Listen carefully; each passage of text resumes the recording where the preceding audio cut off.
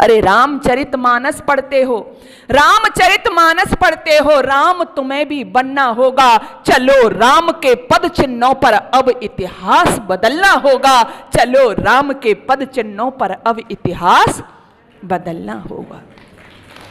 देवियों और सज्जनों, भगवान श्री रामचंद्र का जीवन कैसे हुआ था, कैसे पैदा हुए थे, वो पता है ना आपको? कैसे हुआ उनका जन्म?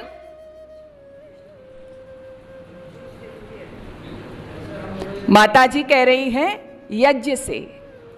जो बात मैं कहना चाहती हूं आपसे, भगवान श्री राम का जीवन किससे हुआ बोलो? यज्ञ से।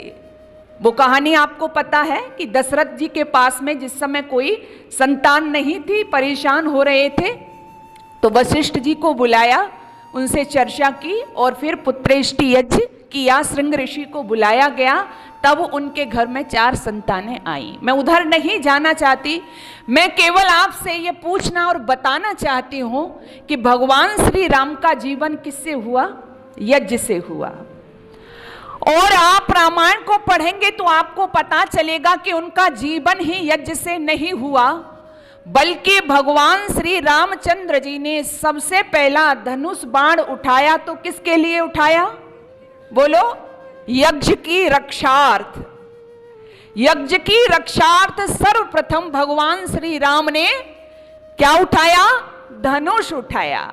जब विश्वामित्र उनके दरबार में आए कि वो यज्ञ करना चाहते हैं और निशाचर राक्षस उस यज्ञ को पूरा नहीं होने दे रहे हैं, उसमें अस्थियां डालते हैं, मांस के लोथड़े डालते हैं, उसमें रक्त डालते हैं, तो उन्होंने कहा कि मैं उसकी रक्षार्थ किसको ले जाने के लिए आया हूं? राम को लेने आया हूं। मैं अपने साथ ले जाना चाहता हूं। राम को ले गए और राम ने वहां देखा कि हमारे ऋषि महर्षियों को निशाचर लोग यज्ञ नहीं करने दे रहे हैं, तो वहां उन्होंने प्रतिज्ञा की थी, निश्चरहीन करो मैं भुज उठाए प्रण कीन। उन्होंने क्या प्रतिज्ञा की थी कि मैं ये प्रतिज्ञा करता हूं कि जब तक इस पृथ्वी को निश्चरों से हीन नहीं कर दूंगा, तब तक मेरा ये धनुष बाण रखेगा नहीं। तो यज्ञ की रक्षार्थ उन्होंने सबसे पहले धनुष बाण उठाया। और आप रामायण को पढ़ेंगे तो आपको पता चलेगा कि जब वो वन में भ्रमण कर रहे हैं, जहां जहां वो गए, जहां जहां उन्होंने अपनी कुटी बनाई रहने के लिए, तो आपने पढ़ा होगा, वाल्मीकि रामायण को पढ़िएगा, वहीं वहीं उन्होंने अपनी कुटी में किसकी स्थापना की? यज्ञ कुंड की।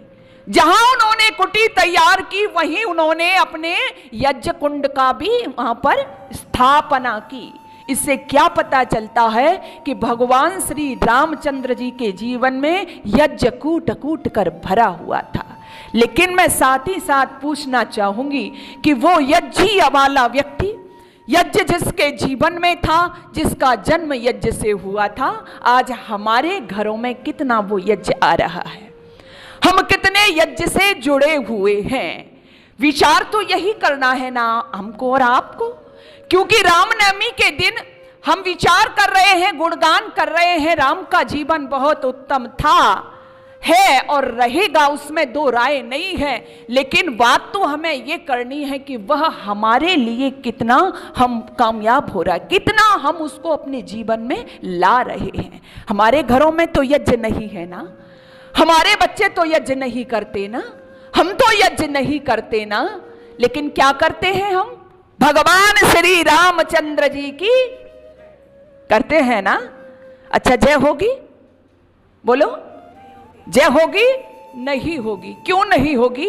क्योंकि मैं सबसे पहले जिस बिंदु को लेकर के चली हूं, हमारे घरों में यज्ञ नहीं होगा तो नारे कितने भी दीजिएगा, रामचंद्र जी की जय होने वाली नहीं है। अरे रामचरितमानस पढ़ते हो, रामचरितमानस पढ़ते हो, राम तुम्हें भी बनना होगा। चलो राम के पद चिन्हों पर अब इतिहास बदलना होगा। चलो राम के पद चिन्हों पर अब इतिहास बदलना होगा। क्या है राम के पद चिन्ह?